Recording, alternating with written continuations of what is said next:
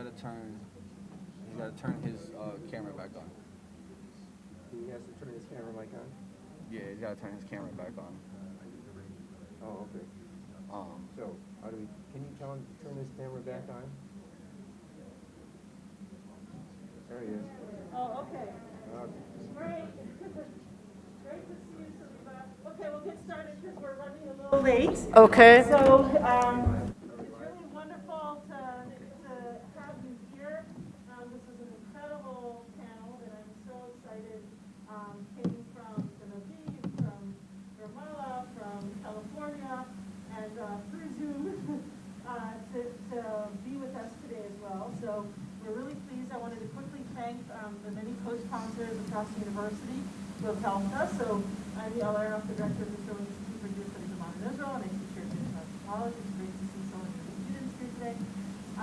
But we also have a lot of support from across the university. So we have co-sponsorship from James Madison College, the College of Social Science, the College of Arts and Letters, International Studies and Programs, the Residential College of Arts and Humanities, the Muslim Studies Program, the History Department, the Political Science Department, the Justice Studies Program, and the Office of Institutional Diversity on campus. So we have a tremendous amount of support, which we're really thrilled with. So let me quickly introduce these very inspiring speakers, and then I'll pose some questions to them, they'll comment, and then we'll get questions from the audience. It's gonna have that delay. That's why as a facilitator of the solution, it's about a 100-page document, so I recommend that to others who haven't read it and others who are live streaming with us today, so you would take a look at this kind of new and interesting vision for how we might get to a two-state solution. Hiba Husseini is the managing partner of the law firm of Facilitator Husseini and Management. The firm does a large domestic and international client-based infrastructure in Washington, D.C. She also chairs the legal committee for final status negotiations between Palestinians and Israelis, and has served as legal advisor for the peace process negotiations since 1994. The weekly and various meetings with expect innovative thinking in the hard and complex issues involved in the peace process, especially in Jerusalem, and she has written a wide range of the process of rule of law and around development in Jerusalem. I'm just going to kind of give parts of the running for everyone. Yossi Davis is, some of you heard him on Friday, he's on his memoir, but he has senior position in the Texas and Israeli government for 24 years. Was with the military role in Minister of Justice, he was with the Department of Social Science for 2 years, and he's a visiting professor at NYU. And he has several books, also on the peace process, of course, the Oslo process and Geneva Initiative. And so he has a book that he spoke about on Friday, Secrets I Won't Take With Me. He also wrote the chapter in Geneva, the Quest for a Permanent Agreement, Manual for Women's Health, for Keeper, Question of Peace, and so many books that you can look up, but he's really been a visionary as to how to get to a peace agreement for many, many years. We have Umar Rajani with us, the professor of law at the Ford School of Law, University of Pacific. In 1999, he was recruited to serve as a legal advisor to the Palestinian negotiating team in the peace process with Israel, ultimately participating in the settlement negotiations in 2012 and 2001. He then joined the Office of the United Nations Special Coordinator for the Middle East peace process. He worked on peace-building initiatives for the lead role in marshaling and organizing international efforts to support Palestinian legal and political reform. He continued since then to work as a consultant in a variety of legal and professional development controversies and projects. And he also published a wide range in this area, which includes confederalism and decentralization in contemporary Middle East and North Africa. We have also with us Yael Aronoff, a retired brigadier general from the Israeli military, who has been a Palestinian for over 4 years. He served in various positions, ranging from executive warriors. After her retirement, she served as deputy national security advisor in the International Security Council, and she was a board member of Israeli University. She was one of the founders of the Geneva Accord, the draft of permanent status agreement for the Palestinian conflict, and served served on their steering committee, and she often participates in practice negotiations and writing projects regarding possible solutions to the Palestinian conflict. And Dr. Sara, who is with us on the Zoom, who's from person, who's a professor at Holy Land Confederation, a fellow at Princeton University this year, Dr. of Political Science, and he's also the president and CEO of the Group on Peace Institute. His teaching and research interests focus on Middle East, Palestinian affairs, Jerusalem, and peace building. He's authored books on peace building and Palestinian relations, with Jerusalem, and Holy Land Heart, and he's edited a book on the Holy Land Confederation, Facilitator, the peace institution, and what Jerusalem means to us, different perspectives and reflections, what Jerusalem means to us, Muslim perspectives, and the book now what Jerusalem means to us, Jewish perspectives, and it's both as well as a poet. And I think he's going to end our symposium today with a piece of women's poetry. So we have here a phenomenal, inspiring collection of Palestinian Israelis who have worked together for many years, and we're really, really thrilled to have here with us. So we got started. Yeah.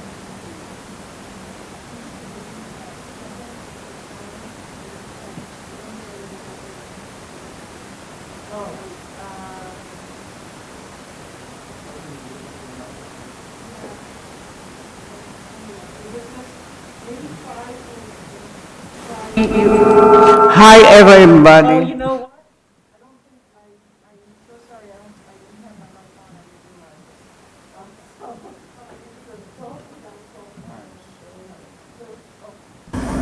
realize. So sorry. Oh my goodness. Yeah. If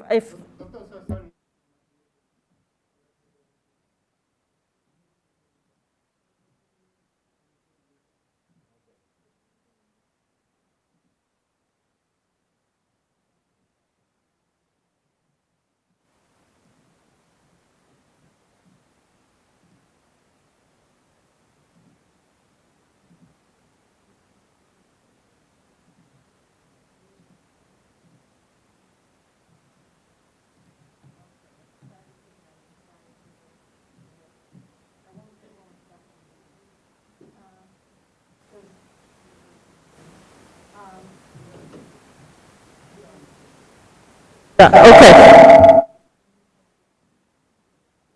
Okay, there's no feedback on this, so I'll just use yours for a minute. Sorry, thank you for your patience, everyone. So the first question I'll pose to everybody is, what lessons did you learn from previous efforts to reach a two-state solution? And what led you to explore the idea of confederation as a facilitator of the two-state solution? So if each of you could address it, I think Hiba's going to go first, and then Yossi, and then Omar, and then Israela, and then Saliba. And then we'll, after your comments, pose a few other questions. Hopefully you'll comment on each other's comments and have a little dialogue, and then we'll open it up to you all for questions. So Hiba, you have the floor first. Thank you. Good morning. It's good to be here first before I answer the question, and it's good. And thank you so much for coming on a Sunday over here. And I acknowledge a couple of my friends from Wisconsin who drove all the way, so I'm very appreciative of that. Doris and Ed, thank you. And I'm also sorry that you guys, the Spartans, lost last night. But, you know, this is, I know about the rivalry between Michigan and Michigan State, the Wolverines and the Spartans, and it's like the Israelis and the Palestinians to some extent. We fight, but find ways to continue communicating and working with each other. And we, the Palestinians, I'm a Palestinian, obviously, we always pick up and keep going. So you guys, the Spartans, pick up and keep going and keep learning and fighting and enjoy your football. But on a more serious note, I think the reason why I continue to be involved and have been involved, looking for ways to materialize the two-state solution. I think there is no way but to have this conflict resolved, and for us, the Palestinians and the Israelis, to continue working together on finding the means to a concrete solution to this conflict. It is one of the longest conflicts in the world and of this century and the previous century, and we have been going at it for some time indeed, and we have come close over the years with the Oslo process. Oslo, for those of you who don't know, Oslo is the agreement that we reached in 1995, so that the Israelis and the Palestinians can figure out a way to resolve the conflict, share the land, share the resources, and live and coexist side by side. I think since then we have had interim arrangements. Some of them worked, some of them did not work, and so far we are still trying together to get to a point where we find a resolution again, so that we can coexist, notwithstanding the obstacles, the complexities involved on all the issues, ranging again from a territorial issue, from the Jerusalem issue. How do we coexist in Jerusalem? How do we share Jerusalem? How do we, deal with the holy sites in Jerusalem? How do we share water? How we live in the same territory, environment, same issues. I mean, same health problems, same issues face us. So, and then of course we cannot forget that there are issues related to the Palestinian refugees who are in other parts of the world. They are in Jordan, they are in Lebanon, they are in Syria. So we have a large refugee population that is also creating instability in other parts of the Arab world. So all of these issues are issues to be addressed. Of course, we as Palestinians have been aspiring for a long time to maintain our, to have our own state, to have sovereignty, to have a sovereign state, to be, a full member of the UN, and to enjoy the rights and privileges as any other state. But that requires a lot of hard work to reach that conclusion with the Israelis, and for us to end all of these years on conflict. So for me, having learned that these difficult issues cannot be resolved overnight, and we need to figure out ways to move forward from the current stalemate in the conflict, where people say conflict management can work. This is a conflict that can be managed. No, the conflict cannot be managed, because we see clashes and violence and friction all the time. It happens every day between the Israelis and the Palestinians, and it's not good. This is not how we want to achieve our own independence. This is not how Israel wants to live in security. This is not how Israel wants to live in peace and security. So here we come with the idea of a confederation. And the idea of confederation, which my colleagues will discuss in greater detail, is presented to you in this Holy Land Confederation. And it is an enabler to the two-state solution. It is a facilitator to the two-state solution. So we are not saying that in this confederation we are replacing the two-state solution. No, we want to have a two-state solution. The confederation is again the umbrella that would facilitate for us to share the land, to address the Palestinian refugee issue in terms of their return. It will address the settlements and the settlers who are in the West Bank, for example, and how we deal with their issues, their rights, how they would be, where would they live, what kind of rights they would have if they stay in the Palestinian, under the state of Palestine or move, and my colleagues will explain. And then, of course, we propose to have Jerusalem, especially the Old City, as an open city. Jerusalem, the Old City, is 1 square kilometer. It's so tiny. It's a small place. We cannot divide it, and should not divide it. And it cannot, have walls here and there dividing it, and it should be an open and could remain open. So this is what we are proposing. So this is what attracted me to it. It attracted me because it offers a between the Israelis and Palestinians is very possible, it's very feasible, and we can work it out. And I think on this note, I shall stop. Thank you. Again, thank you for coming, and especially when it is on Sunday. After the '67 war, Israel found itself in a very strange situation. It was totally unexpected. The territories were huge, 3.5 times Israel itself. And the question was, what are we going to do with all these territories? In Sinai, in the Golan Heights, which had been Syrian, and with the West Bank and Gaza. Gaza was under the Egyptian rule, and the West Bank was part of Jordan, according to the Jordanian law. So there were those of us who said we are not going to withdraw even an inch. What was achieved by power will remain under us, but this was a minority in Israel. The majority wanted to solve the problem by talking to the other side and finding a solution which would be conducive to a territorial compromise, this or another, on the different fronts.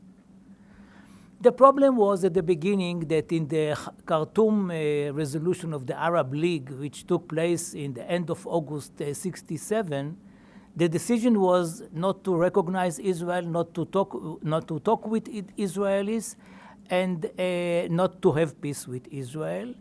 And at the beginning, all the Arab countries accepted it until Egypt broke this kind of boycott and made peace with us in '79.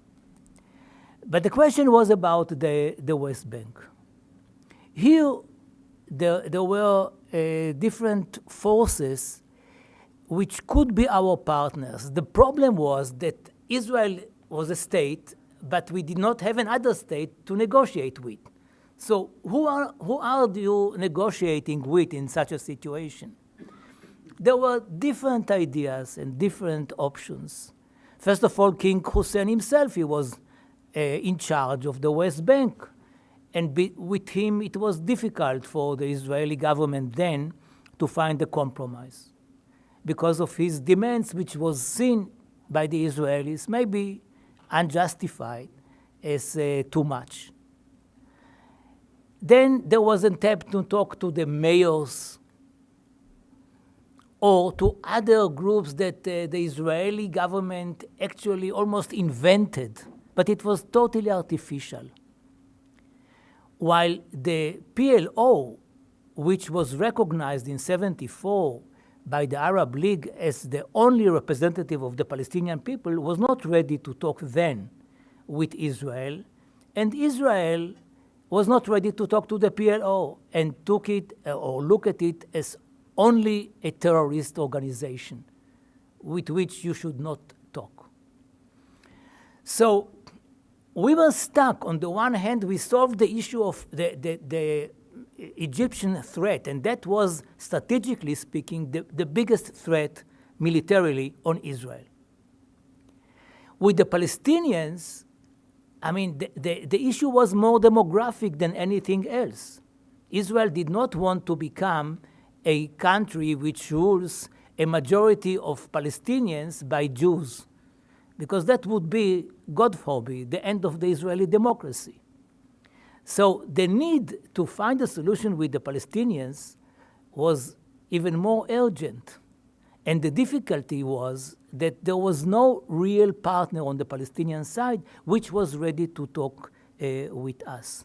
When in '88 the PLO changed its mind and was ready to recognize Israel, then the Israeli government took it as something which is almost a game, hypocritic or whatever. They didn't take it seriously.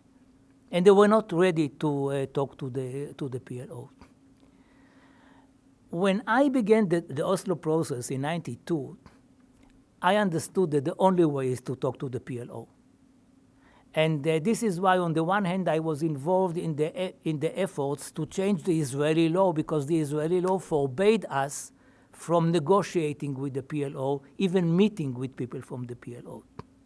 Once it was changed under the Rabin government, where I functioned as the deputy minister of foreign affairs, the deputy of Shimon Peres, there was readiness to talk to the Palestinians, and in a way, when I came with the first draft of the agreement of Oslo to my superiors, they were not part of the initiative itself and the first meetings for many reasons. But once I showed it to them, they were enthusiastic about the idea, and it became an official channel. But the aim of the negotiations was to have an interim agreement for 5 years.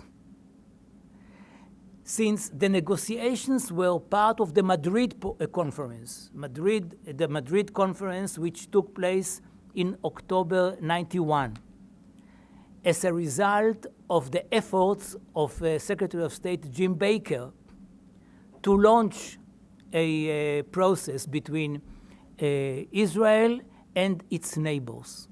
It was a successful effort. The negotiations took place after the opening in Madrid in Washington, but they were stuck. And the negotiations with the Palestinians was a very artificial way of a joint Jordanian delegation with some Palestinians, mainly from East Jerusalem, with whom we talked about the future of Palestine. Now, the beginning of the talks in Oslo was conducive to the idea of an interim agreement, and the main criticism against us was that we did not refer to the permanent agreement at all. Now, this was not our mandate, but for the world, the fact that we did not deal with the thorny issues like Jerusalem, refugees, and others was very problematic. So I decided to try and have an informal effort with the Palestinians, with the current Palestinian president, Mahmoud Abbas, on the permanent agreement, and we found a solution some solutions in '95. But then the question was, what about the details? The devil is in the details, and if you don't get to the details, you cannot really solve it. And later on, in an informal negotiations with our Palestinian partners, which was eventually called the Geneva Initiative, we got to the details. And still, there was no real movement towards peace. So we asked ourselves if we have a partner and we have the contour of the solution, even the details of the solution, what actually keeps us without a solution? And there were two major issues that we found out. One was that we dealt with the issues of '67, of the Six-Day War results, but not with the results of '48, which were mainly the issue of the Palestinian refugees. And on the other hand, there was the impediment of the settlers, the Israeli settlers, hundreds of thousands of them, who lived in the West Bank, and evacuating them would have been almost an impossible mission to any Israeli prime minister, from right or left. What we did in the Confederation is, of course, to tackle many issues of coexistence between us and the Palestinians, lowering the fences, but it solved particularly two problems. One, in the context of the Confederation, it was possible for us to agree that all the settlers who would like to remain in the West Bank would remain there as Israeli citizens and Palestinian permanent residents, and the same number of Palestinian citizens will be allowed to Israel in the same legal status. So it's a huge impediment which theoretically was removed. And the other thing was that for the first time in history, in our history, we tackled the issue of the narratives. When people said to us, you can never have a joint narrative because the gaps are huge, we created a precedent by sitting together seriously and finding if you will read it, you will see there 20 pages of our booklet are dedicated to a joint narrative, which refers to the 47 and not only to the 47 issues, and by that solving a very big problem. So the Confederation as an umbrella helped us to solve what seemed to us as two major impediments and make it a corridor, a facilitator for the two-state solution.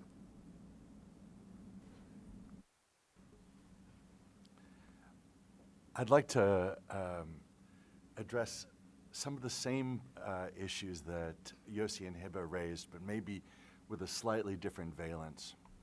When I think back on the Oslo Accords, which was, as Hiba mentioned, a set of agreements concluded between 1993 and 1999, to my mind, there are two things that were problematic as we moved into the second decade of those accords, and that we have undertaken to respond to as we've tried to conceive of something different through this Confederation framework.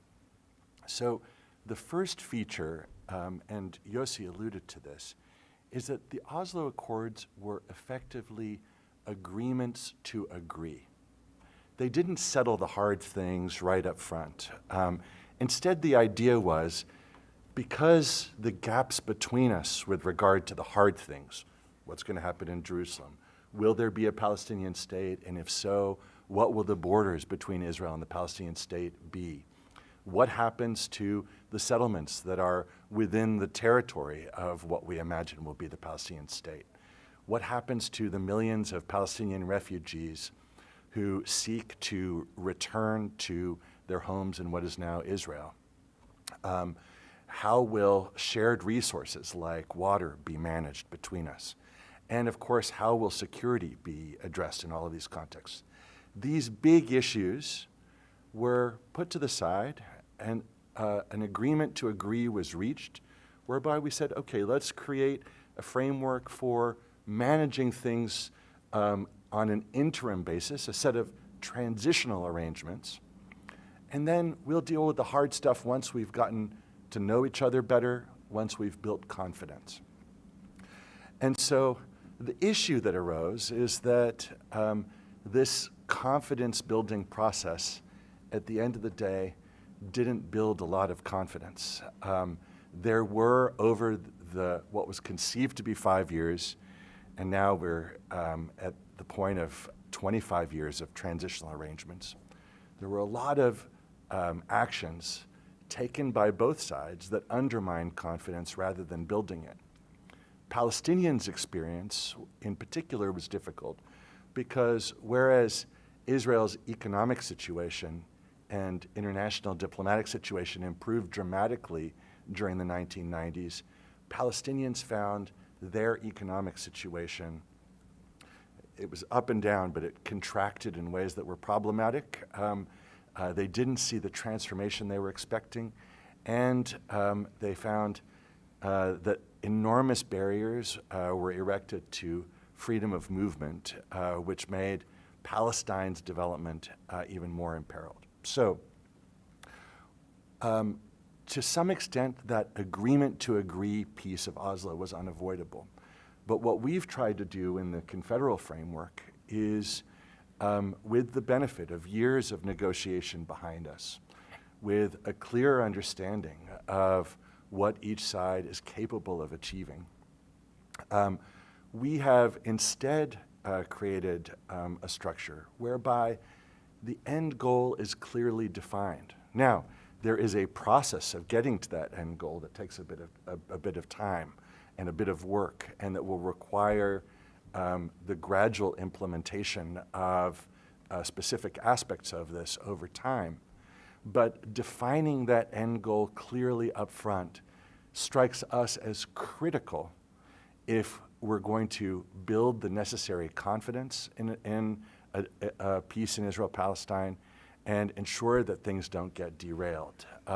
It's much easier to lose your way if you don't know where you're going. The second key feature of the Oslo framework is that it was built on an idea which was captured in two different political campaigns by two Israeli prime ministers, Rabin and Barak, which was framed as us here, them there. The idea that the way to achieve peace in this little land was separation. The Arabs over there, the Jews over here. And this particular idea infused many different aspects of the negotiations toward a permanent solution. So the question with respect to Jerusalem was which parts of Jerusalem were going to be Israeli, which parts of Jerusalem were going to be Palestinian. With respect to settlements, it was which settlements were going to be annexed by Israel, would be so that the border would be drawn around them, which settlements instead would be evacuated, their residents returned to Israel so that they could become a part of the Palestinian state. And the issue of refugees was treated as a symbolic second thought. So separation was the frame. What is revolutionary about the Confederation framework is that what it undertakes to do is to achieve divorce without separation. And so the idea is that there will be two states, a state with a Jewish majority called Israel, a state with a Palestinian political majority called Palestine. Both peoples have a chance to achieve self-determination, which is a fancy way of talking about a whole array of rights, the ability to define your own curriculum in your schools, the ability to chart your own foreign policy, the ability to define an economic policy that is responsive to the particular needs of your people.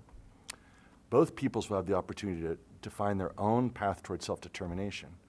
But this will be achieved in a regime where there is a permeable, though controlled border between Israel and Palestine, like the border between two other states we know well that were once great enemies, France and Germany. Freedom of movement would be implemented quickly. Freedom of residence would be implemented gradually, so that Palestinians and Israelis, who after all live in incredibly close quarters, bear in mind that Ramallah is closer to Tel Aviv than Grand Rapids is to Lansing. And so in that small space, separation was never a very good idea. And what we try to do is figure out a way of living together in a very different way than we previously conceived.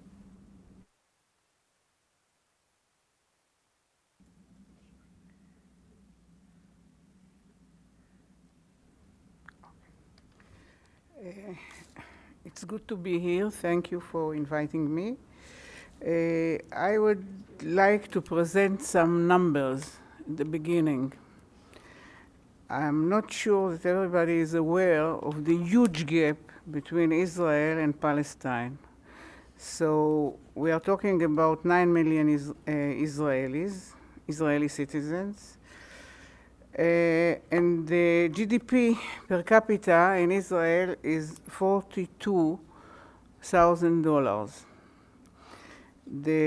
In Palestine, there are almost 5 million people, and the GDP is $4.5 thousand per capita. So just think about those figures to understand why this is a huge gap that is not easily we can overcome it in terms of a political solution. And now I would like to refer to the first question that we were asked to address is what are the lessons learned for our experience in peace negotiation between Israelis and Palestinians? So since I don't want to take all the responsibility of me being not so capable of making peace, I would like to say that first of all, and I think this is the major obstacle, and sorry Yossi, because you were a politician, is the unwillingness of leaders in Palestine and in Israel to take risks. And in the case of Israel, we are talking especially to take risk in terms of security arrangements. So some of the very brilliant and very good ideas that we had, and we had some, not a lot, but few, it didn't work out because of the security arrangements that the leaders didn't want to take those risks. By the way, it's very interesting that leaders are more willing to take risks with regard to wars than with peace. Just an idea. The other thing is that the approach towards the peace negotiation, it was like a zero-sum game. And the beautiful thing about the Confederation is that we are not talking about a zero-sum game. And we can talk about this later, but I remember many negotiations where everything that was suggested by the Israelis were thought that this is as an advantage for Israelis, this is a disadvantage to the Palestinians. So this will get us nowhere. The other point is that we are facing a trend of extremism, both in Israel, in Palestine, and I think also in the US, but we are not talking about the US right now. So, and this extremism is leading to the phenomena that there is this, and Hiba talked about it before, that there is this illusion of controlling or managing the conflict. It's very easy for Israelis, with the gaps that I mentioned before in the income and the GDP, it's very easy for Israelis to live in this illusion that it's okay, we'll deal with it, we'll manage the conflict. But this is a very dangerous illusion. So as a result of the extremism, there are more and more and more settlements, I mean in the Israeli side, and in the West Bank.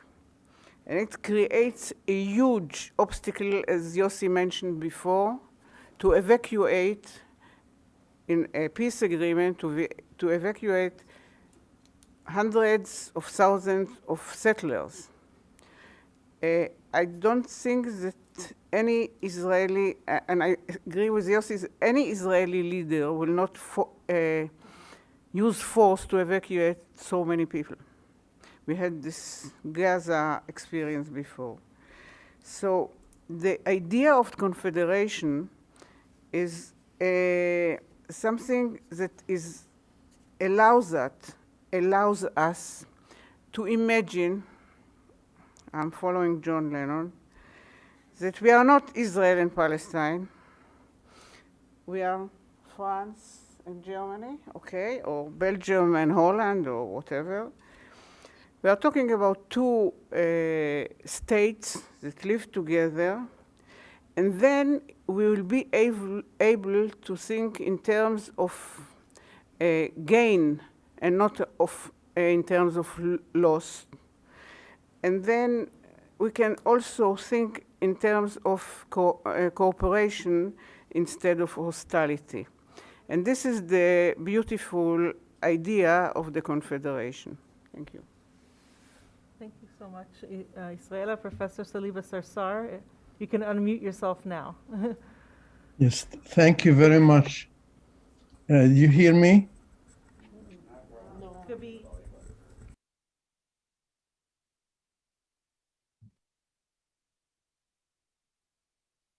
Can you hear me now?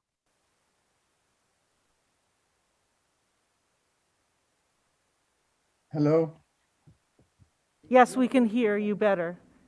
Okay, I'm all the way, my volume is high all the way, so I'll shout. Can I go ahead? Yes, go ahead. Okay, thank you very much, Professor Yael Aronoff, for your leadership, your generosity of spirit and collaboration. It is great to participate in this symposium on the Holy Land Confederation as a facilitator for the two-state solution and to share virtually the next couple of hours with the Holy Land Confederation team and with all of you, ladies and gentlemen. The statement I'd like to make is that the Israeli-Palestinian conflict and the Israeli occupation persist. Both Israeli and Palestinian officials have engaged in a zero-sum game that have led them to a dead end. Trust between them, once limited, is currently non-existent. The views and actions of the extremes on both sides are causing irreparable damage. These are even hardening the attitudes of ordinary Israelis and Palestinians who are struggling to cope and to survive. Most are patiently waiting for a positive change, for a miracle to happen. The negotiations for a two-state solution have faltered because of the lack of peace leadership, the lack of political.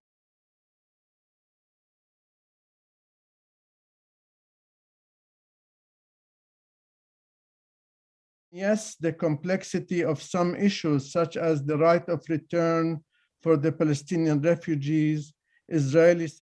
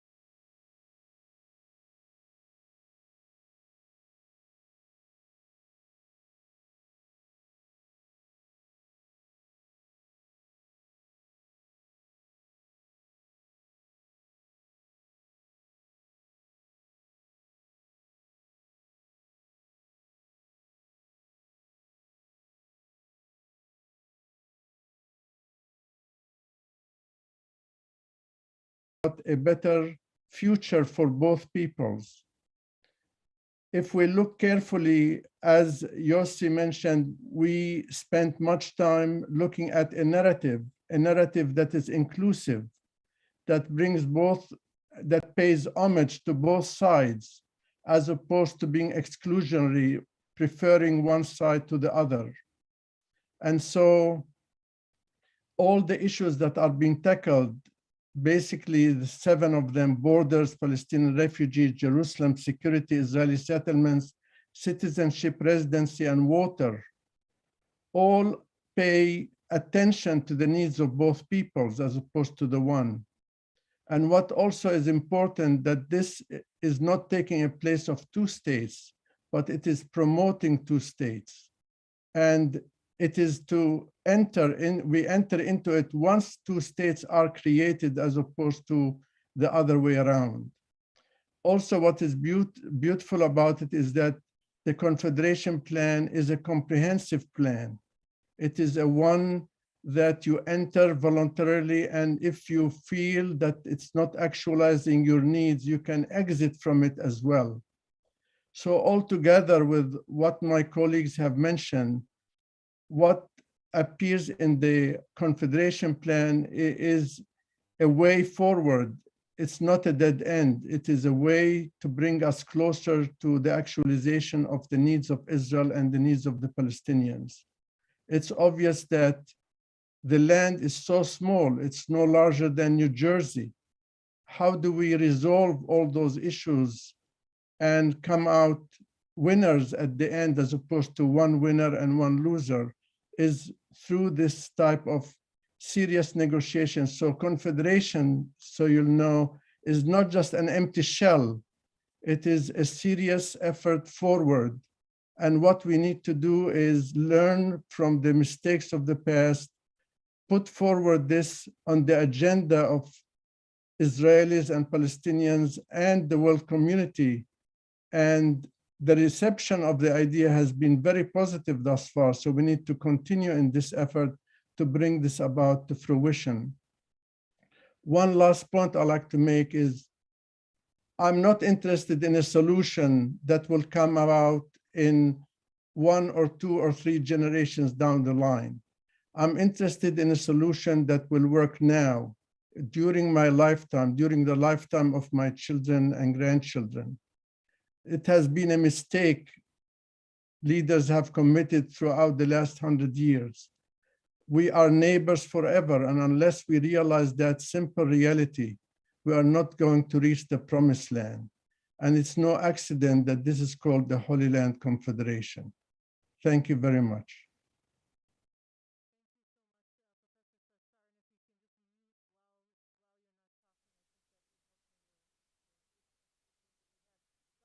Another question.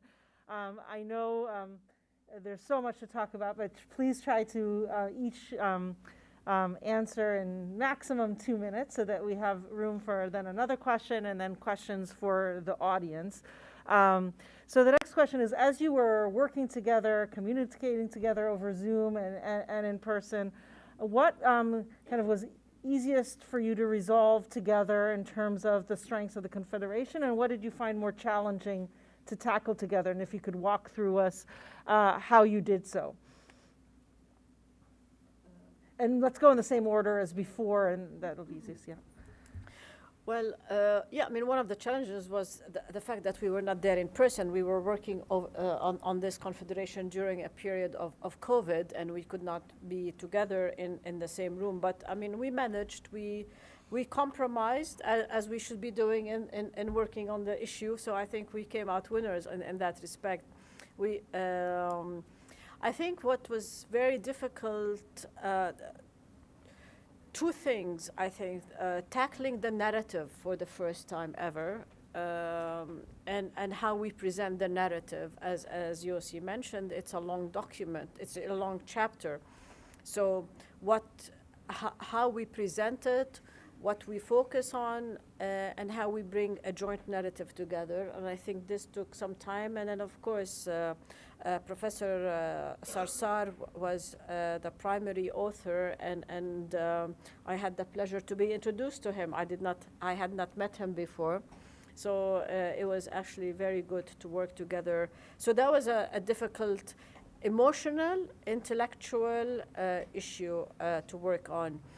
We had our disagreements on some points in the narrative, and I think, but we found ways to compromise.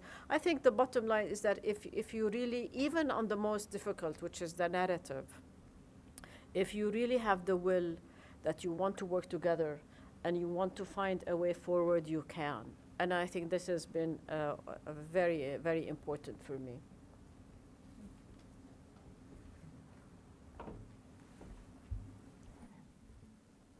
What made our life easier was that we did not have to deal with the outstanding issues which were left in the Oslo Agreement for the future, namely the issue of the border, the issue of Jerusalem even, and other issues. Because we took the Geneva Initiative of 2003, in which some of us took part, as a given. And what we had to do is to debate about the umbrella. Now, as Hiba said, the issue of the narrative was the most difficult one. But even that, I don't want to exaggerate. Even that was surprisingly easy compared to the expectations, because people told us there is no chance in the world that you have a joint narrative. I remember I was in 2001 the head of the delegation, the Israeli delegation, to negotiate with the Palestinians about the permanent solution for the refugees, for the Palestinian refugees. And my counterpart was Dr. Nabil Shat.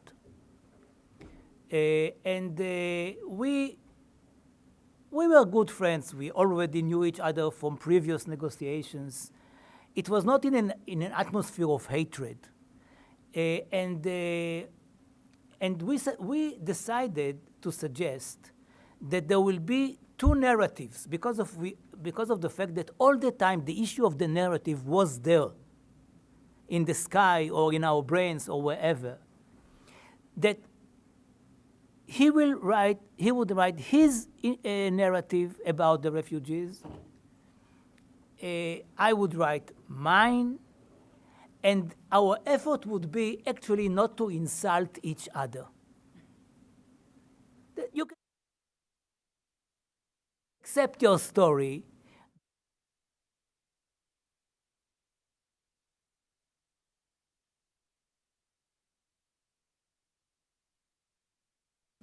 It took us a very short while. It was not like with our negotiations on the Confederation. It took us a short while to write it.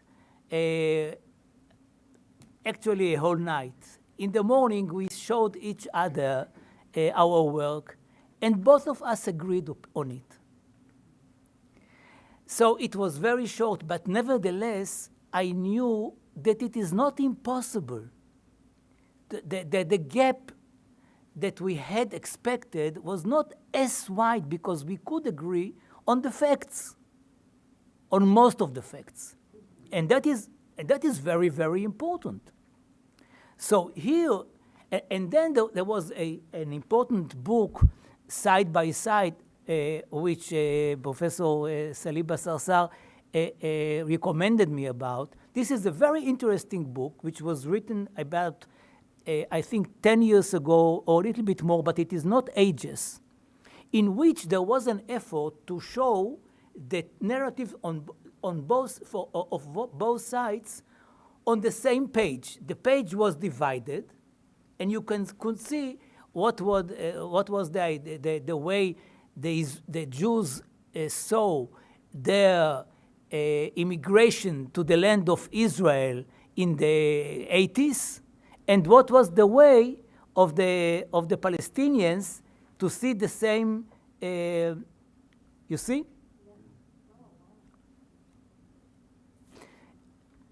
To see how they saw the Jewish invasion, so-called, on Palestine, which is, of course, very different, and so on and so forth.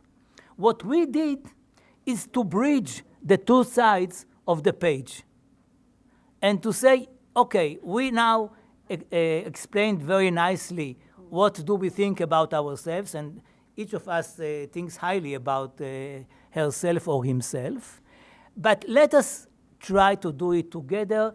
And I must say that personally, I was delighted to see that something like that could happen. If you ask me what is the most important, what are the most important pages of this work, of course, you cannot take it out and leave the others, but I would say that the uniqueness of our work, more than anything else, is the precedent that we created to describe a joint explanation of history.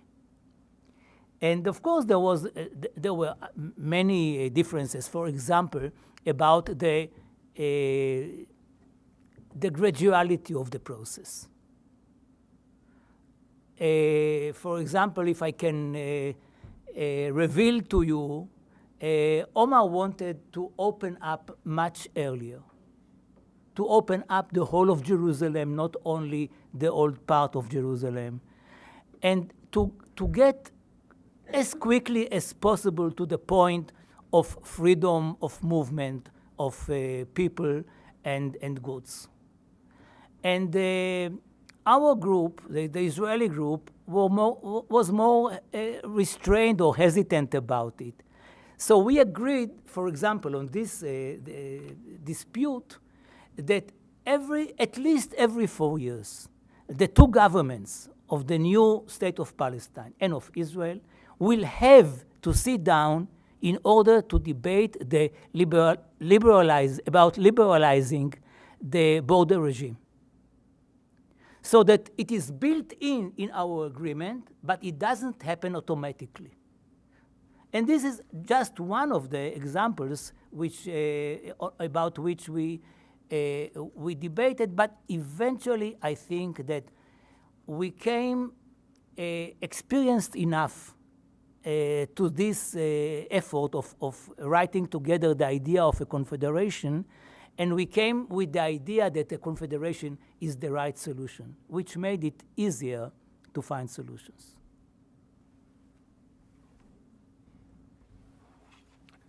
I think Yossi hit on the dot one of the things that I would point to as among the hardest challenges. And I think that the challenge that he was describing really came into play most in relation to the related issues of Jerusalem, security, and settlements, and how you facilitate integration between two peoples who have been in conflict for a century, while giving opportunities to pause in the event that emergency circumstances arise, while giving each people maximum latitude to move at their own pace with regard to the things that are likely to be most politically delicate in their own constituencies. And striking that balance is always a difficult thing. Those of you familiar with US history will know that at our own federal convention of 1787, there was a big argument between those who said, let's move as rapidly as possible toward a national union, and those who were saying, wait, let's put on the brakes. We want to maintain the independence of these, at the time, sovereign states united in a confederation, in our own confederation for some time. So we had the same dynamic, but what made it even more difficult in this context is the incredible asymmetry between Palestinians and Israelis. And Israela referred to the economic dimension of that asymmetry, which is really significant. But the asymmetry also exists with respect to other issues.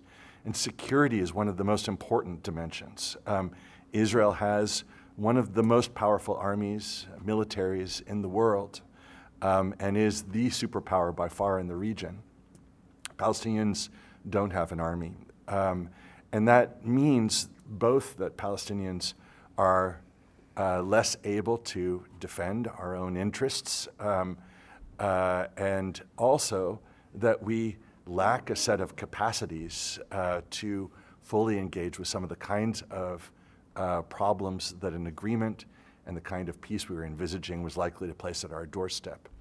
And so managing this gap that Yossi referred to, while also dealing with this incredible asymmetry between us, was very, very difficult, and will undoubtedly be difficult when eventually Palestinians and Israelis turn to doing what we've tried to do.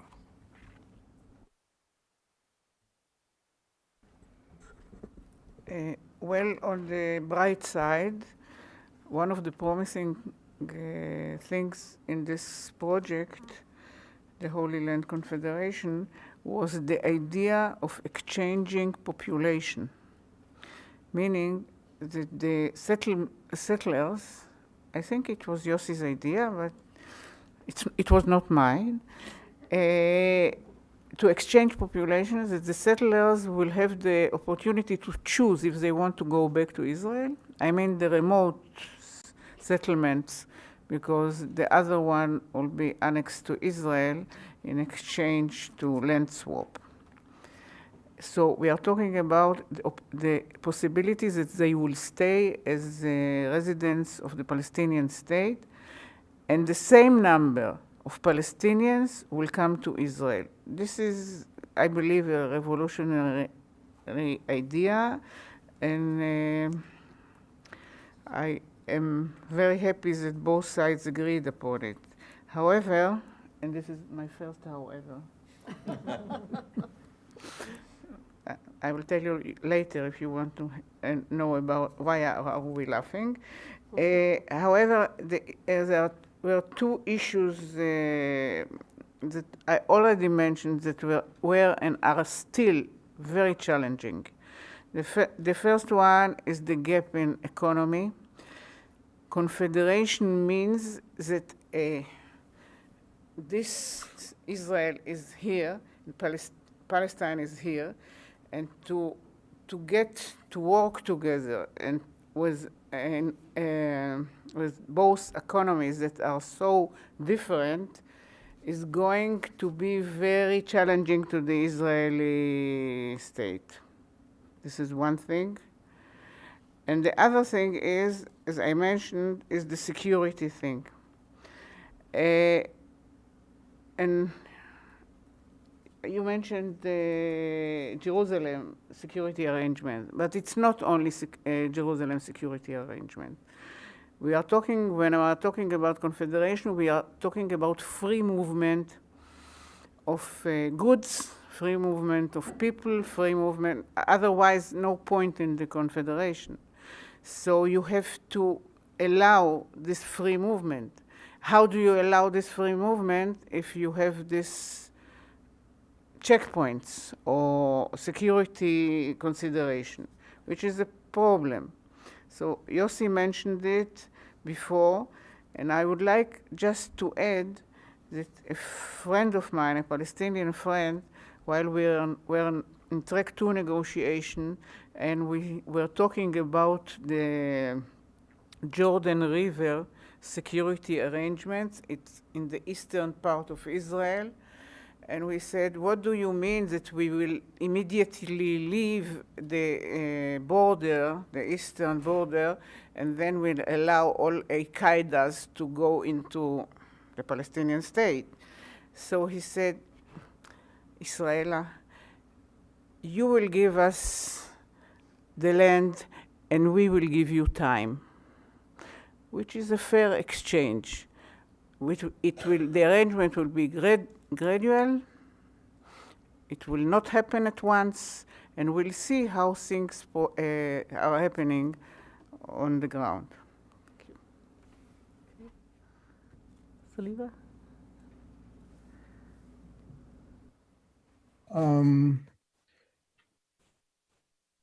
In addressing the issue of confederation, the most challenging that we looked at is what was suggested by my colleagues, is addressing the power asymmetry in terms of security and economic viability. And what just Israel mentioned about the make or break proposal, which is a moderate number of Palestinian refugees would settle as permanent residents in the state of Israel, as well as the reciprocal idea that an agreed upon number of citizens from both states will be allowed to live in the other state as permanent residents, provided they commit themselves to respect the laws of their host countries. As Yossi mentioned, most promising from my viewpoint was the bridging or joint narrative. Just like Yossi mentioned with his Palestinian counterpart, I asked Dan Bar-On and Sami Adwan, who developed the dual narrative with the help of teachers. Now that we have done the dual narrative, why not we work together on a joint narrative? They say impossible. We are so far apart. We cannot do that. And this argument was heard over and over again when we initiated the confederation idea and the bridging narrative. There were also those who said, don't go there, it's too messy and so on. We believed it's an excellent trial, let's do it. And we were surprised that we developed this. Why is it important? Because it acknowledges both sides through respect, sensitivity, and inclusion. Because it moves the discourse away from superiority or inferiority toward equality and symmetry, and from conflict toward new consideration and mutual understandings that enable the deconstruction and reconstruction of collective identities in Israel and Palestine toward a culture of peace. So this is really, really important, and I hope this can be developed further. One last comment I'd like to make is that the confederation ideas, even the two states ideas, should not be looked simply as quick fixes or as just skills that we try to apply.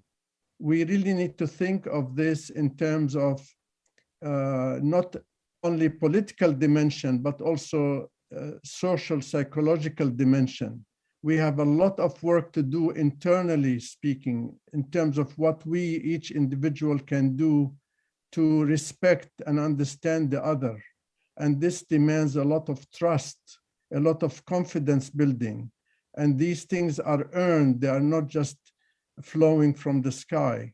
So the confederation idea is the way that will lead us, I believe, to a proper consideration of a two-state and will facilitate it towards actualization of what each national community values. That's why it's so important, and that's what we try to do. Ask just one last question, and then we'll open it to the audience, and maybe we'll have the students go first who have read the 100-page document that you've all written together, and maybe they'll have some questions first, and then we'll open it up to everyone else. So, so maybe, and a couple of you mentioned this in briefing, but I know that you've met with some Israeli leaders, Palestinian leaders, leaders in the Biden administration and U.S. Secretary General, with some European governments. So I wanted to, if you could each in a minute or less, kind of highlight how you see the strategy of bringing this vision to a greater serious conversation among policymakers involved, and also then eventually among Palestinian and Israeli constituencies, as Sliba Sassar was just mentioning as well. So if you could mention kind of what you've been doing, what you'd like to see happen in the future, and so forth in regard to that. Again, maybe the same order, just to keep it simple. Okay, thanks, Yael. Indeed, we have met with several leaders and diplomats and State Department officials, congressmen and women, senators, White House officials, ambassadors. I think it's been a very UN Secretary General himself and his team, and a number of think tanks in the US, in Europe, and a host of other, wherever we have the opportunity to raise the issue and to share the document. First of all, it was very well received, because I think, notwithstanding the fact that it is not the Israeli-Palestinian conflict is not a priority on the list of, it's not a first priority, I should say, on the list of the US administration, for example, or some European states, because there is, the international global agenda is very busy with Russia, Ukraine, with global warming, environmental issues, other US, China, Iran, so forth and so on. So you have a host of issues that are really crowding the global agenda and the priorities. Nonetheless, what we have presented has been very well received and with a lot of interest, because there is a genuine interest on the part of those who are following the conflict and who are also supporting a resolution to the conflict, that they are looking to ways to maintain the two-state solution viable. The agenda of the US government and other European states and others in the region, Jordan, Egypt, Saudi, the Emirates, what have you, is to really resolve the Israeli-Palestinian conflict and to end the state of occupation and to end the state of, and provide security for Israelis and Palestinians alike. So it's a core conflict, notwithstanding that it's not a priority. So what would you, why are we here, and what are we doing? What we would like to do is continue the dialogue, the conversation, get feedback, and to continue to develop the confederation concept and the framework, so that when the right time comes, which we hope will be soon, this can be the proposal that has matured through conversation and through discussions to become seriously considered between the leadership in Palestine and in Israel. And if I may add, it is not only to wait for the time when the time comes, but to create the environment which will make it possible for the time to come. Because if people believe that it is less difficult and dangerous than they had thought before, it may perhaps encourage them to move. And about the importance of the world cannot do things instead of us, but the world can help us. And I will tell you a very short story. We did not tell anybody about the Oslo Agreement. For 9 months, in 93, we worked secretly. Secretly, really nobody knew. Even in Rabin's office, his close aides were not involved at all with the process.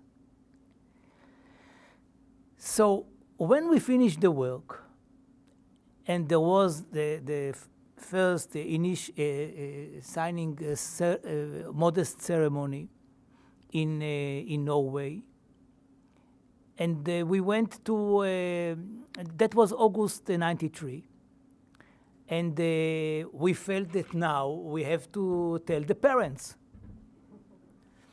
So I wasn't there, but Peres flew with the phone, a Norwegian foreign minister, to the western coast, to the west coast, to meet with Christopher, with Warren Christopher, the Secretary of State. And all the way they try to imagine what would be his attitude to it, what would be his reaction. Like, if you took off by yourselves, don't ask me to participate in the landing, or, you know, these sayings. Sure enough, when they came to him. And Dennis Ross was there also. He was also on vacation, but they felt that it was important enough perhaps to meet with the Israelis and the Norwegians. When they were told about it, they were crying. I mean, the world wants us so much to put an end to this endless conflict that the last thing which is interesting for the world is the details. It's like if tomorrow the Indians and the Pakistanis are coming to the United States or to other countries and say, we have a solution for Kashmir. Who will say, wait a moment, I want to read it. Then I will say whether I bless it or not. So we know that those who may really be interested in all the details are the parties themselves. Maybe we deceived them. Well, maybe the enemy deceived him. They deceived us. This is obvious. The world wants a solution, and rightly so. So what we need to do, what we are trying to do, is to convince the world that what we have is something which may make it easier to get to the solution. That's all. And what we want the world, and especially the United States itself, is to talk with the leaderships on both sides and to see what is their reaction. Because if, after all, if the United States, if the administration is not raising it, it is more difficult to respect it and to take it very seriously. When the American president is asking the Palestinian president, what does he think about the idea of a confederation, and he didn't read it, he will be embarrassed.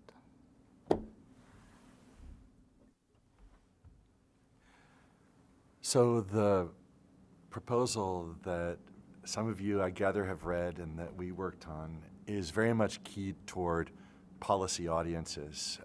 It's a top-down proposal in the sense that we're trying to convince leaders in the international community and in Israel and Palestine to embrace it. But we're also aware of the importance of bottom-up efforts, grassroots efforts, and there are simultaneously grassroots efforts to support Palestinian-Israeli confederation. One that you might look up is called A Land for All, which you can find just by typing those words into the web. And there's an effort there really to help Israelis and Palestinians appreciate the key elements of a very similar set of ideas. So the grassroots piece is really critical. The only other thing I would say, I think, is that we've got to figure out ways of reaching Israelis and Palestinians where they are, of convincing Israelis why any alternative to the status quo is better than the status quo, and in the international community of figuring out ways of convincing Israelis that the status quo is not sustainable, and there are an array of ways of doing that. And for Palestinians, it's a way of conveying to them why it's useful to talk at all after decades during which talks have yielded not only no improvement in Palestinians' predicament, but to some extent a worsening, which has caused Palestinians to move both away from the idea of peace talks and away from a two-state solution. And so there's some convincing that needs to be done on both sides. I would like to say something about timing. It's never a good time, by the way, to make peace, because many excuses why it's not the right time. For example, right now, if you will introduce this concept, people, Israelis, I mean, will say, what are you talking about? The situation is not stable. Let's wait for peaceful times. But when it is peaceful times, nobody has the motivation to change it. So and nobody wants to rock the boat. So the best time is now. Thank you.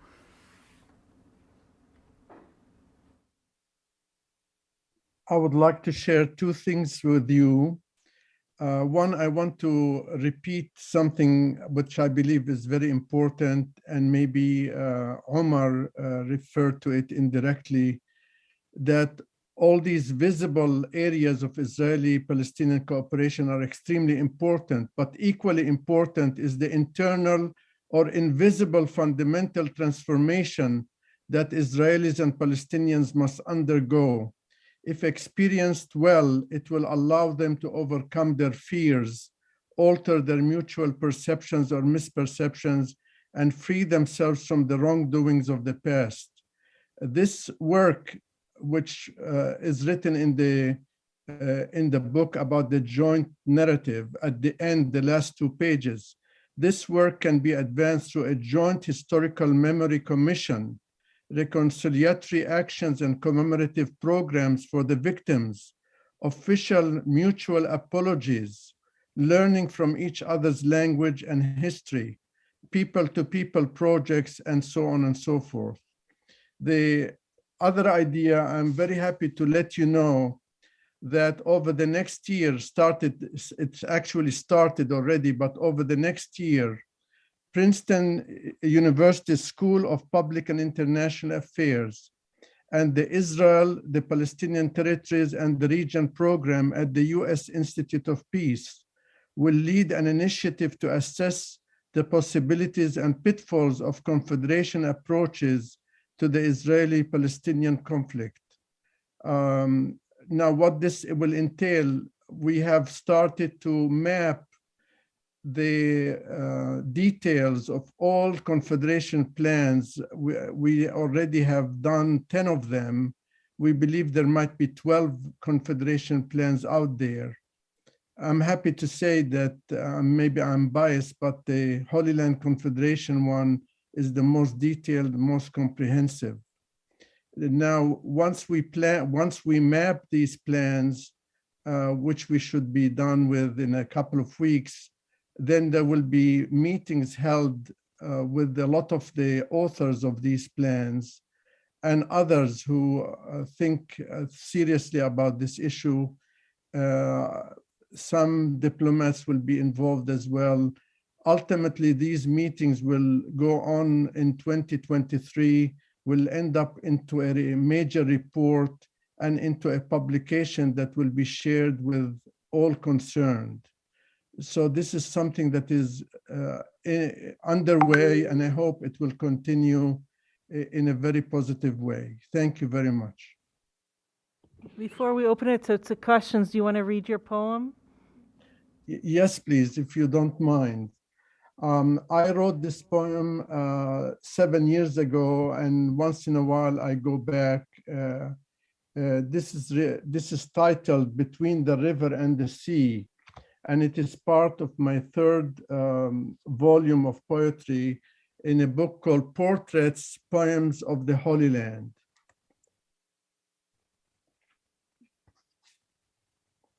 Between the river and the sea, we seek lively eyes, black, white, green, with red highlights, but find lush fields turning into ash, sad faces into stone.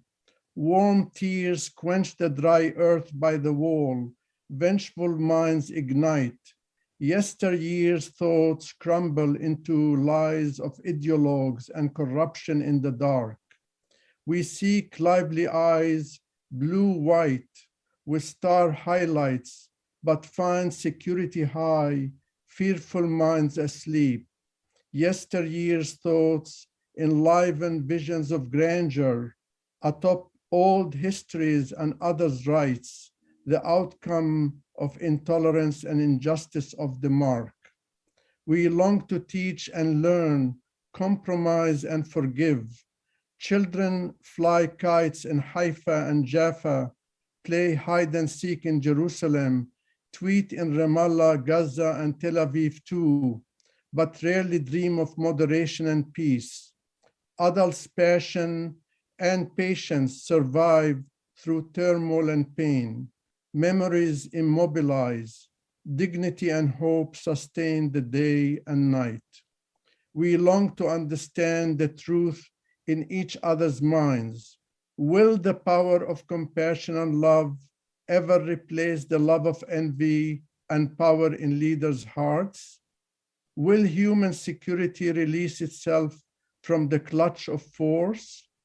The children, we all deserve a prompt reply. If peace is our destination, then peace must become our path. Our destiny is proper and right.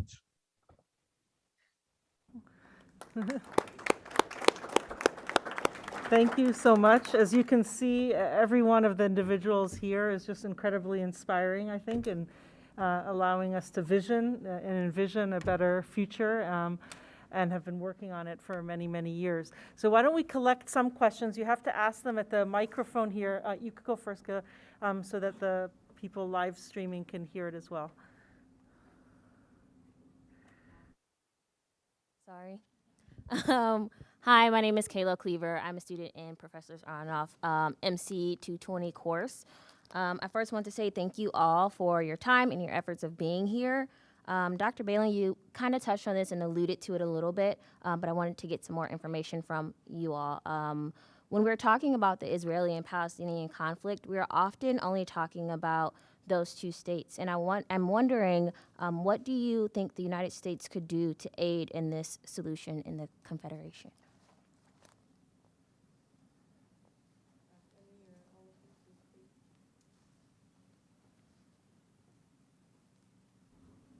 Who'd like to address that? Sure, anybody would like to answer? Oh, address to Yossi. Go ahead, Yossi, yeah. Maybe we'll take one or two more questions, just so that, you know, they can field several questions at a time. Does anybody else like to pose a question? Go ahead, Yoli.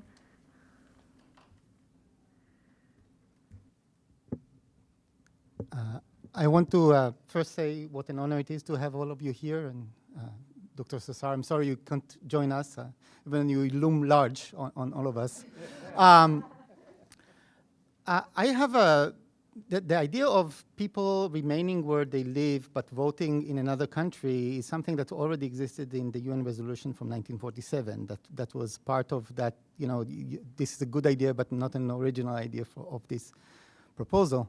And I was really wondering what this would mean for Israeli Arab citizens or Israeli Palestinian citizens, because what this could push is towards the idea that, okay, so if Jews can remain in the Palestinian territories, be residents of Palestine, and vote in Israeli elections, does that mean that there will be an expectation that the 20% of Israel's population, or Israeli Arabs, would become residents of the state of Israel, meaning they will lose their citizenship?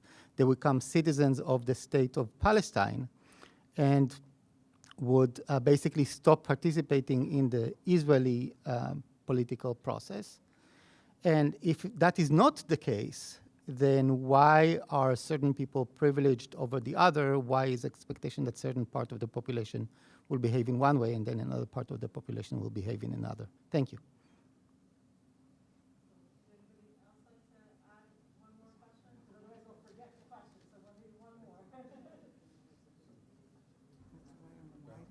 They often say the devil's in the details, and so there are a few that I'm interested in, but one of them is if the Jewish, at least remote settlements, stay in place in the West Bank, who would be responsible for the security of the Jews living there?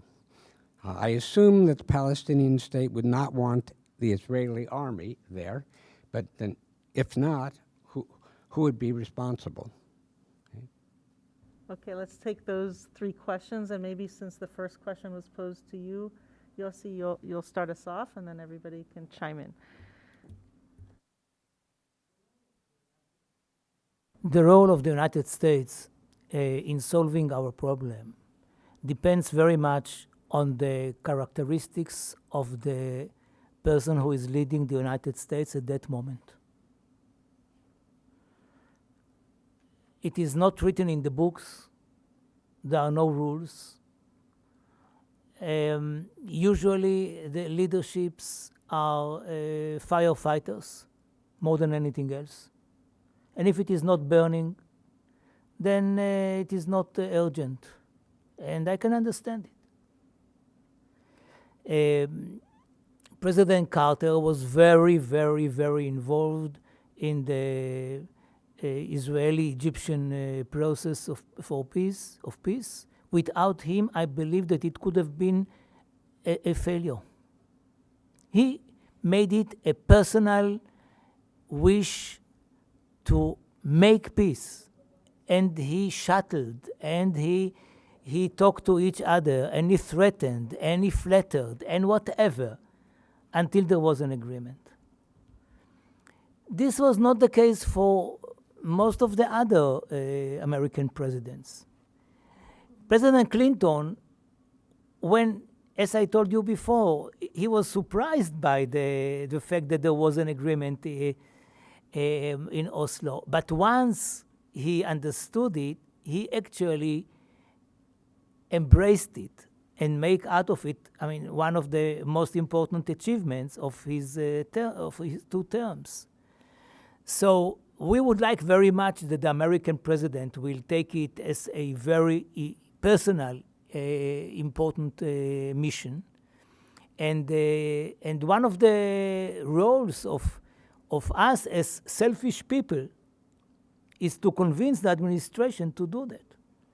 What happened the other day in Lebanon, when an American envoy shuttled between Tel Aviv and Beirut and eventually brought the parties to an agreement on the gas fields, was a very important achievement. Since the 2 parties don't talk to each other, Lebanon and Israel, the only way was to have a mediator who would talk to both. And in that case, there was a mediator who did it and succeeded. So we can do things without an American involvement from the beginning. But to finish, the finish line must happen with the Americans. And we should try to lobby them to be involved. Anybody want to address the second and third questions? Or? Can I speak to the first one first? Yes, of course. Yeah. Before I went to law school, I spent a couple of years working for Leo Burnett, an advertising agency in Chicago. And one of our clients was the National Auto Safety Board. I can't remember the exact name of it. And this was in the early 90s, right around the time that seatbelt laws were coming into vogue around the country. And there was a real challenge of figuring out how to get people to wear seatbelts during this period of time. The first effort involved a slogan that was, "Buckle up and save your life." And it was an abysmal failure. No one buckled up. Thinking about their own life was not enough of an incentive. What was game-changing was when the agency came up with a different slogan, "Buckle up the one you love."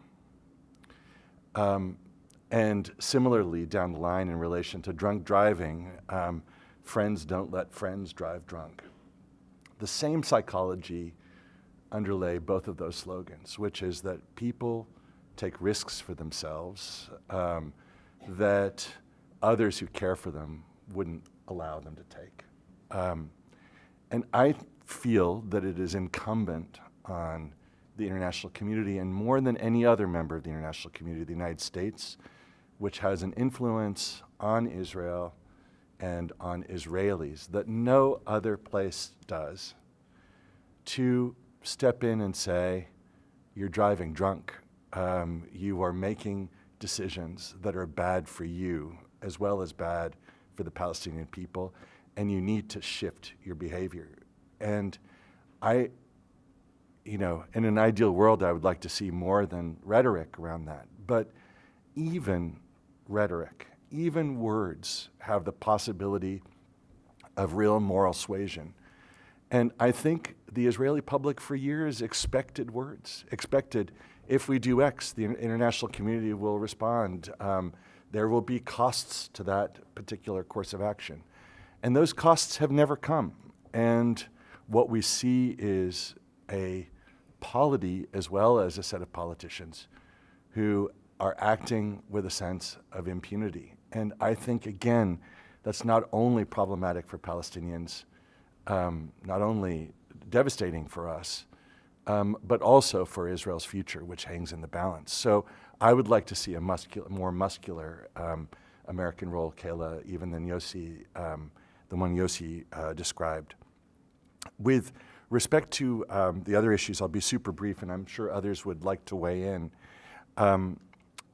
First of all, on the issue of Palestinian citizens of Israel, it is our assumption that Palestinian citizens of Israel, our conviction, I guess is the right way to say it, would remain citizens. And it is true that that creates an asymmetry between Palestinians who would become permanent residents and Palestinian citizens. And that's something over the long run that I think would need to, we would need to find some solutions toward.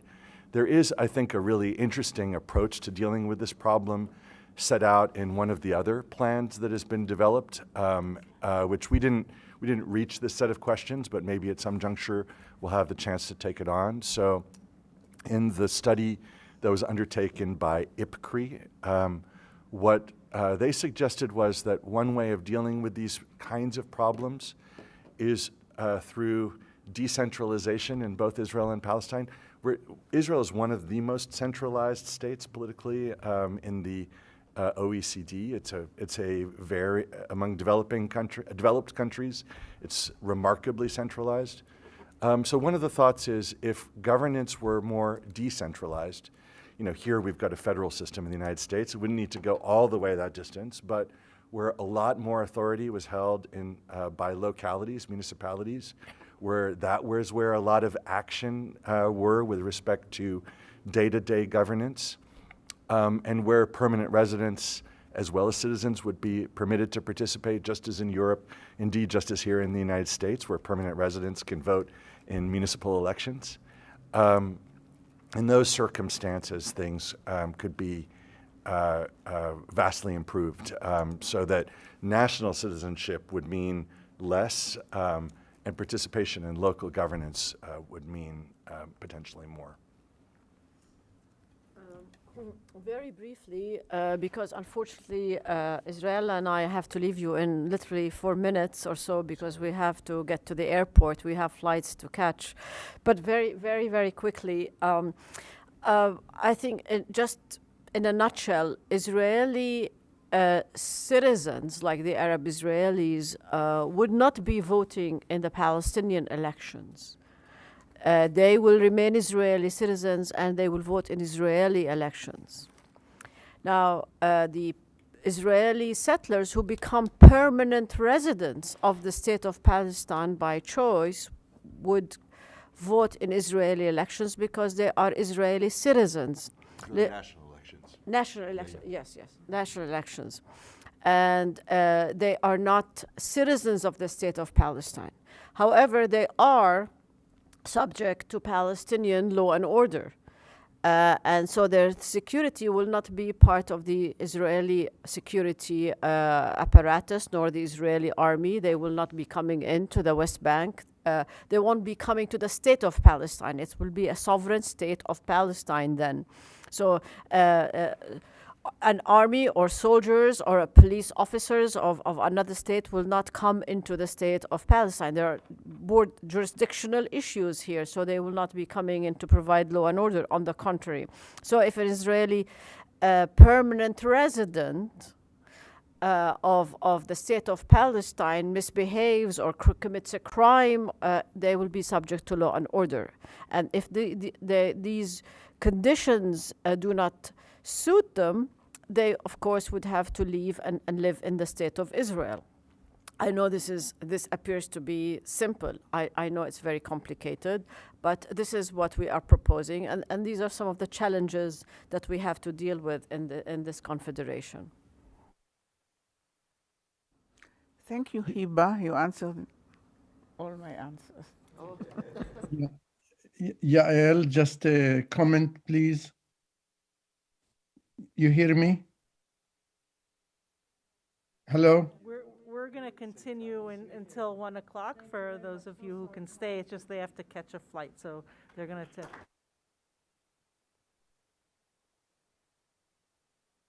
Saliba, go ahead. Yeah. Yes, please. Just to add a comment, please. What I wanted to say is that it's our obligation, our responsibility to enter into dialogue and build alliances in the three societies, in Palestine, in Israel, and in the United States, especially among countries of the world.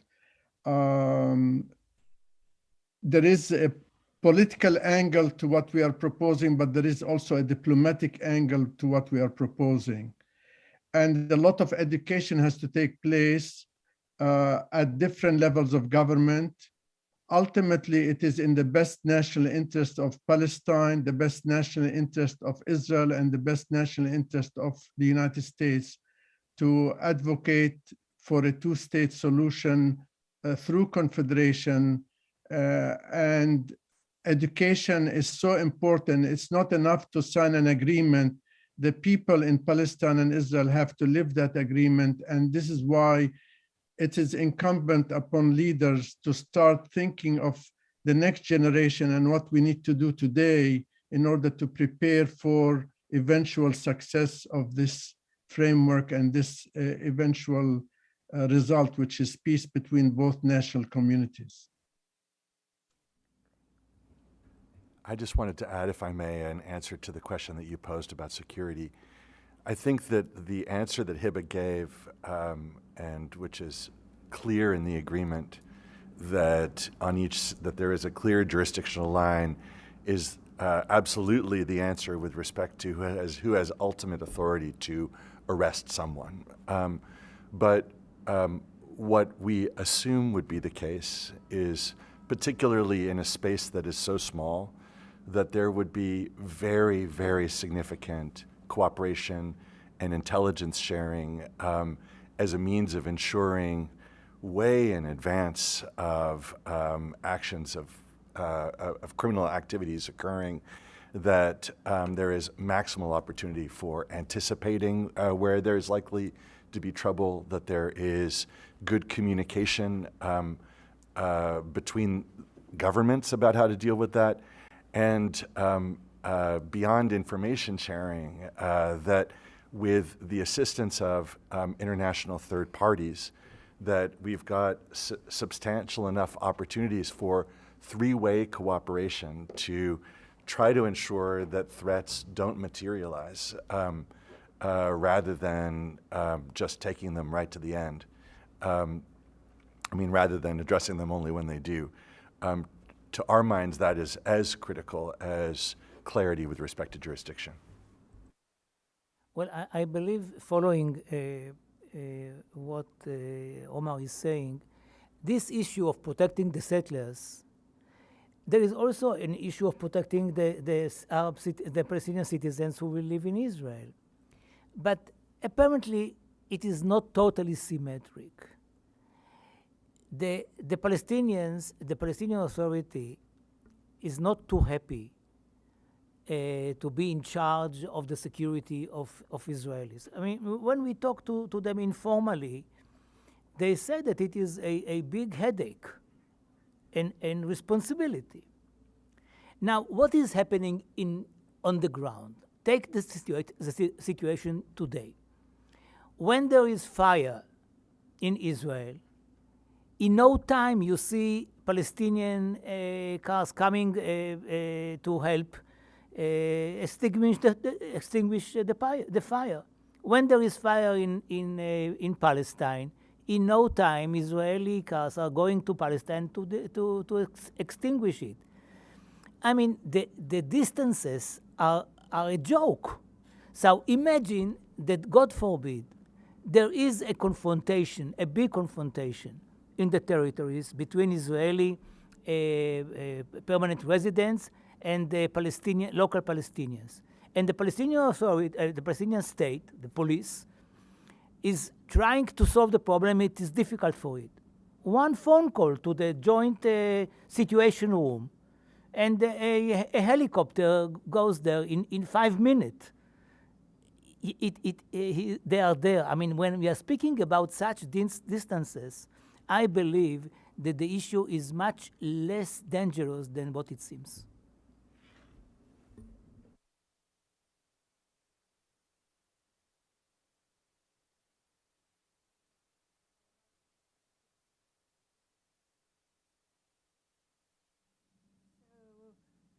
I'm another short one. The Confederation is talking about Israel and a Palestinian state. So how do you deal with PLO and Hamas? You wouldn't have two separate parts. It would be one state. And how would that process happen?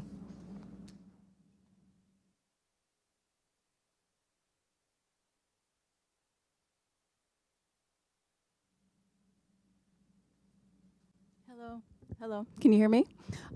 So this was, Omar, you mentioned this, the grassroots efforts to have people discuss these ideas and to use arts, literature, writing to bring this out of the people themselves.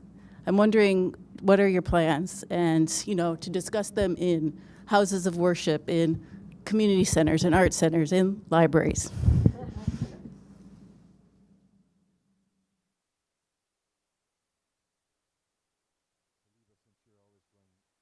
Would you like to go first this time around?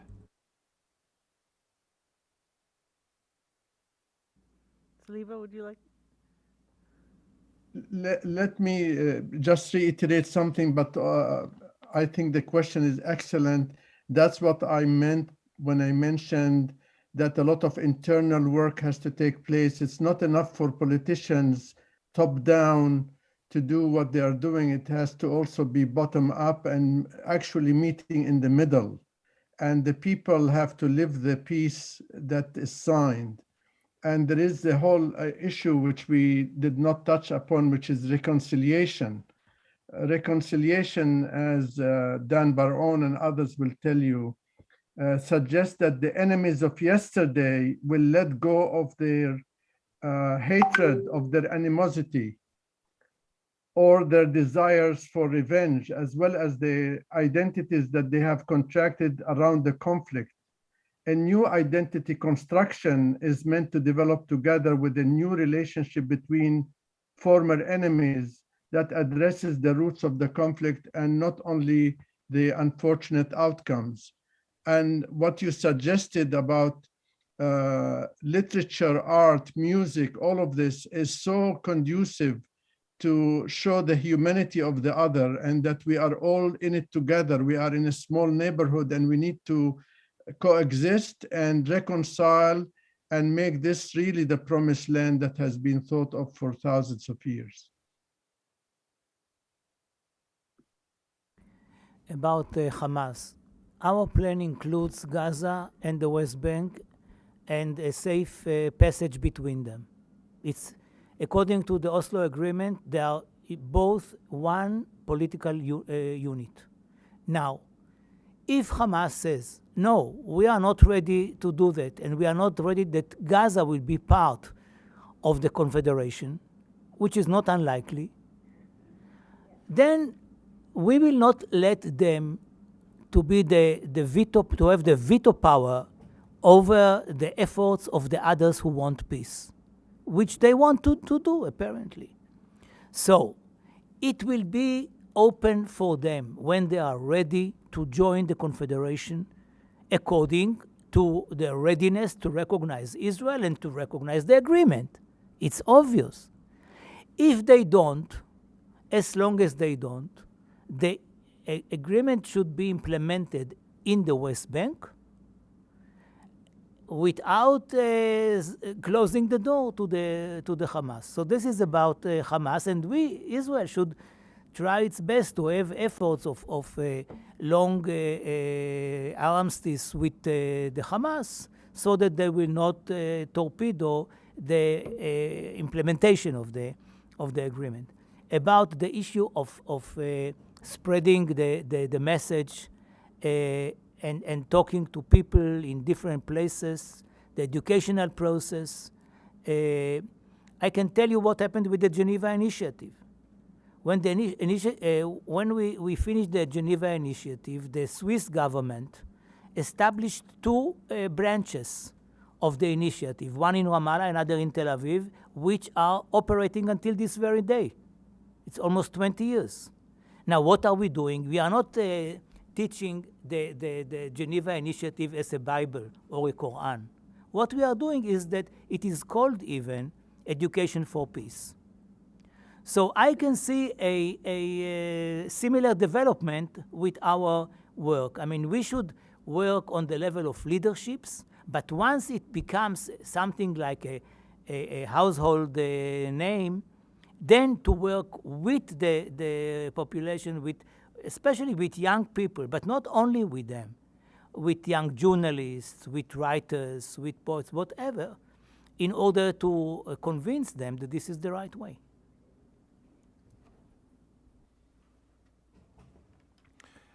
First, with respect to Hamas and Fatah,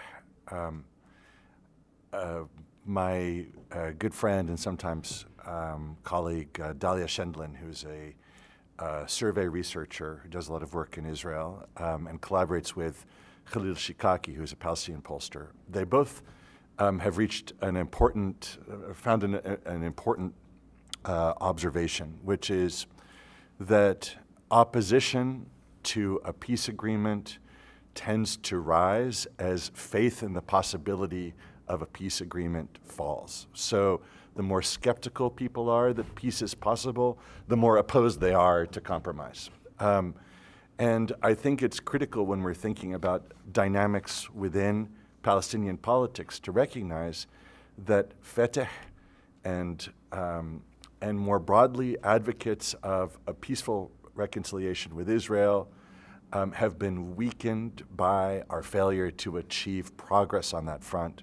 To the extent that there were meaningful steps towards that, to the extent that we were on the precipice of actually achieving something of the scale that we're talking about here, actually eliciting international support, not to mention Israeli support, I think we would see different dynamics on the Palestinian side. Complex, to be sure, but very, very different.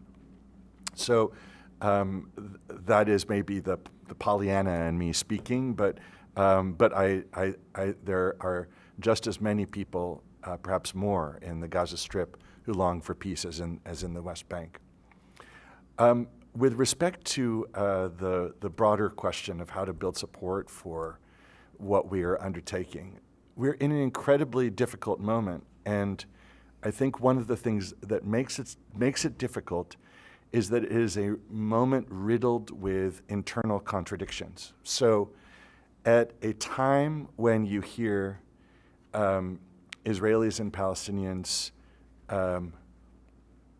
express most cynicism about the possibility of peace and the possibility of really living together, you hear Israelis warming to the idea of holding on to the West Bank forever. And you hear Palestinians warming to the idea of a one-state solution. There is a problem there that needs attention, and it needs attention in the form of sober discussion about what is possible in this narrow little dagger of land that we both inhabit at the edge of the Eastern Mediterranean. And I think that at this juncture, one of the things that's most challenging is the hostility to conversation. And conversation doesn't have to be unprincipled or unmoored from principle. But I think while I am, to be very honest, a supporter of the BDS movement, I have real issues with the way in which what is called anti-normalization efforts have proceeded, because those efforts have made it incredibly difficult for Palestinians and Israelis to have constructive, even arguments about what the future might hold. And I think our challenge in this moment is to maximize opportunities for having rigorous debate about those kinds of questions, because we are moving toward the kind of dynamic where the kinds of contradictions that I mentioned earlier are flourishing rather than diminishing.